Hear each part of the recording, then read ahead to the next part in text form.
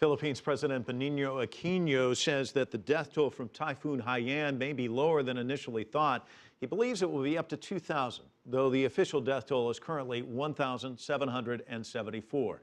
Meanwhile, the United Nations estimates that over 11 million people may have been affected and 600,000 displaced by the storm. Nathan King has the very latest.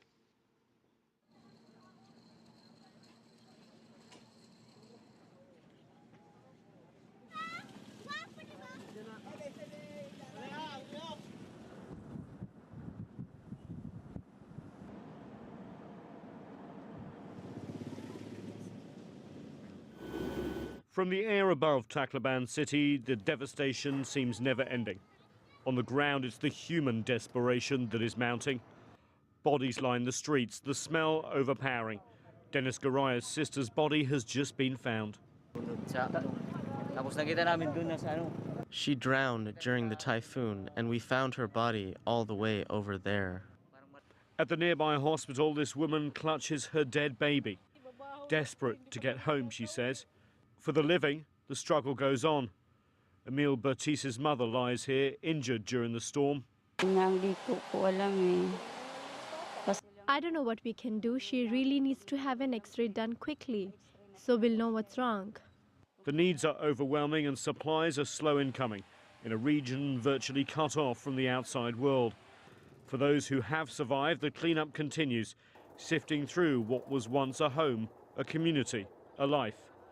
For now, shelter and sanitation are key to survival, disease a constant threat. For those lucky enough to reach the airport, a chance to escape. We waited in line because there were a lot of dead bodies where we were staying, and my children are starting to get sick because of the smell. That is why we will head to Manila. But for those who remain, relief can't come soon enough. Yeah, the response is ramping up. The United Nations has launched a $300 million emergency appeal. The United States and the United Kingdom are sending warships to the affected area to help ferry supplies. But, you know, as this tragedy enters its fifth day, basically there's a feeling that a lot of this aid will come too late. And there is also finger-pointing at the Philippine government for not putting enough resources in place. There's also a big worry that if the medicine and other much-needed supplies doesn't arrive, then disease like diarrhea could spread, and that the death toll, although limited at the moment to 1,774, could rise if those supplies aren't get on. So people are really warning that the next few days are crucial. And Nathan, with the United Nations releasing millions of dollars in aid, what's that going to be spent on? Yeah, exactly. The first tranche of international aid, $25 million through the United Nations Emergency Fund. That basically means all the NGOs on the ground can start spending.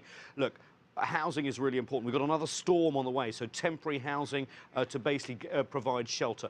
Water as well, and also tablets to purify the water that is there. Medicine supplies, of course. A lot of people got injured. Infections can be deadly without proper medical treatment. And, of course, money to help rebuild homes. Remember, this is just the short-term rebuilding.